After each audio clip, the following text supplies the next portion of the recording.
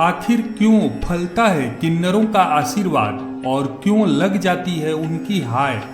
मित्रों, आपने भी कभी न कभी किसी किन्नर को जरूर देखा होगा। ये हर मांगलिक कार्य जैसे कि शादी, बच्चे होना और त्योहार आदि में आते हैं और आशीर्वाद देकर जाते हैं। कहा जाता है कि किन्नरों का आशीर्वाद जीवन को सफल बना देता है। इतना ही नहीं, बंद किस्मत के ताले भी उनके सिर्फ आशीर्वाद से खुल जाते हैं। दोस्तों, इस वीडियो में हम आपको बताएंगे कि समाज में जिनको सम्मान की दृष्टि से नहीं देखा जाता है, उन्हीं किन्नरों का आशीर्वाद लेने के लिए आखिर क्यों बड़े बड़े लोग लालायित रहते हैं। जितनी जल्दी उनका आशीर्वाद फलित होता है, उतनी ही जल्दी उनकी बद्दुआ भी क्यों लग जाती है। साथ ही ये भी बताएंगे कि किन्नरों को क्या दान में देना चाहिए और कौन सी चीज भूल कर भी नहीं देनी चाहिए। सपने में किन्नर के दिखने का अर्थ क्या होता है। किन्नरों का अपमान और मजाक उड़ाने वाले का अगला जन्म किस योनि में होता है, और यदि खूब मेहनत के बाद भी आपकी जेब हमेशा खाली ही रहती है, तो किन्नरों से संबंधित एक ऐसा उपाय बताएंगे जिसे करते ही आपकी किस्मत चमक सकती है। आपको बता दें कि किन्नरों को कुछ वस्तुएं दान देने से आर्थिक स्थिति मजबूत होती है।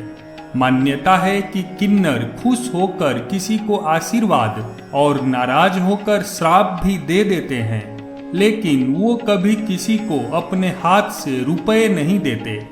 अगर आप किन्नर से 1 रुपए भी मांगते हैं और वो खुशी खुशी दे देते हैं, तो यह बहुत शुभ माना जाता है। अगर बुधवार के दिन कोई किन्नर अपने हाथ से किसी को रुपए दे, तो फिर उसकी तरक्की कोई नहीं रोक पाता।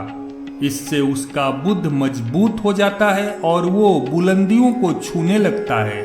उसके जीवन में खुशियां आने लगती हैं। ऐसा करने से हर मुराद पूरी होती है, साथ ही किस्मत भी चमक जाती है। रुके हुए हर काम पूर्ण होने लगते हैं। इतना ही नहीं, विपदा भी टल जाती है। अगर आपको किन्नर सिक्का दे देते हैं, तो उसको हरे कपड़े में लपेटकर अपने पर्स में रख लेना चाहिए। ऐसा करने से हमेशा महालक्ष्मी और कुबेर देव की कृपा बरसती रहती है। कहते हैं कि किन्नरों की बद्दुआ कभी नहीं लेनी चाहिए। इनका श्राप बहुत जल्दी लगता है। यही वजह है कि सब खुशी खुशी किन्नरों को दान दे देते हैं। कहा जाता है कि यदि आप किन्नर को खुश नहीं कर सकते, तो उन्हें नाराज भी न करें। वहीं शास्त्रों के अनुसार यदि कोई व्यक्ति किन्नरों का अपमान करता है या उनका मजाक उड़ाता है, तो उसे अगले जन्म में किन्नर बनना पड़ता है और ऐसा ही अपमान सहना पड़ता है। दोस्तों, अब आइए ये भी जान लेते हैं कि आखिरकार किन्नरों का आशीर्वाद क्यों माना जाता है वरदान। किन्नर समाज का एक ऐसा हिस्सा है जिसे शायद समाज में बराबरी का मौका नहीं मिलता है, परंतु जब किन्नर के आशीर्वाद की बात होती है, तो उनके आशीर्वाद को किसी वरदान से कम नहीं माना जाता है। धार्मिक ग्रंथों में भी किन्नर समुदाय का जिक्र किया गया है। किन्नर को लोग कई नामों से बुलाते हैं, जैसे हिजड़ा और छक्का। लोगों की मानसिकता के अनुसार इन्हें समाज में सम्मान नहीं दिया जाता है, परंतु इनके आशीर्वाद और दुआओं को अधिक महत्व देते हैं। किन्नर न तो आदमी होते हैं न औरत। किन्नरों का पहनावा, रीति रिवाज और कई प्रथा सबसे अलग होती है। किन्नर को खुशियों में शामिल करना शुभ माना जाता है। आखिरकार किन्नरों के आशीर्वाद में ऐसी क्या शक्तियां होती हैं जिससे किन्नर के आशीर्वाद को वरदान माना जाता है। आइए जानते हैं। प्रचलित कथाओं के अनुसार कहा जाता है कि जब श्री राम को 14 वर्ष का वनवास मिला, इसके बाद श्री राम जी के भाई भरत और अयोध्यावासी श्री राम जी को मनाने के लिए गए कि श्री राम जी अयोध्या छोड़कर न जाएं, परंतु श्री राम जी को अपने पिता के आदेश का पालन करना था और उन्होंने रुकने से मना कर दिया।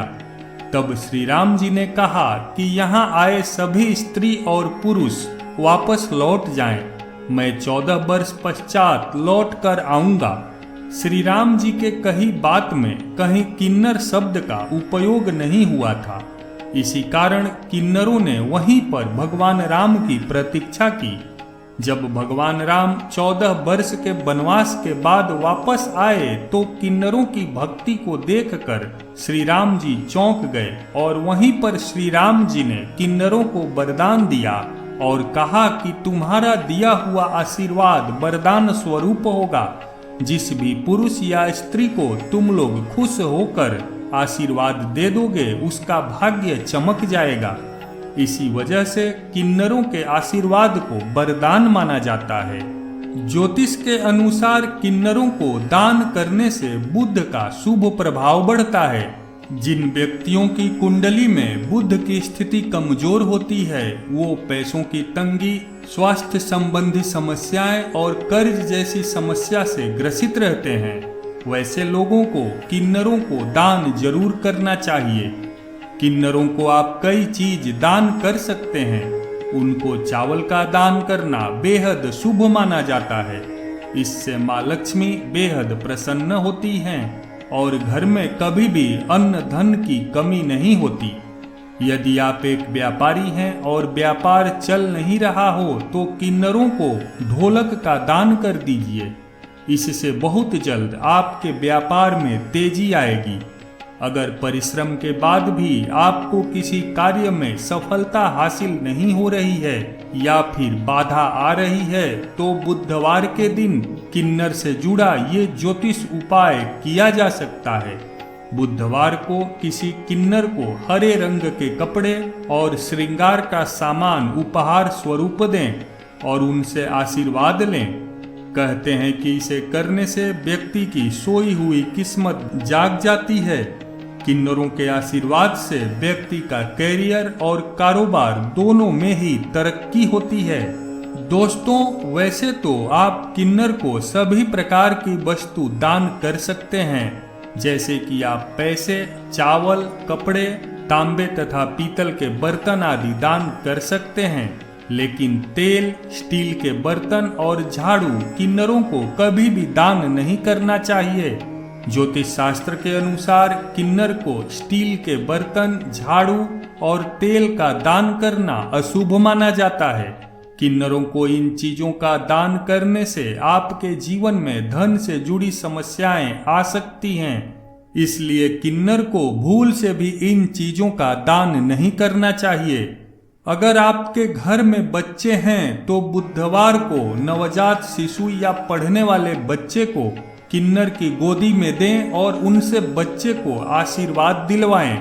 कहते हैं कि किन्नरों से मिला आशीर्वाद बच्चे के सौभाग्य को जगाने में खूब मदद करता है। स्वप्न शास्त्र के अनुसार रात में आने वाले सपनों में आपके जीवन से जुड़ी शुभता और अशुभता को लेकर कई संकेत छिपे होते हैं।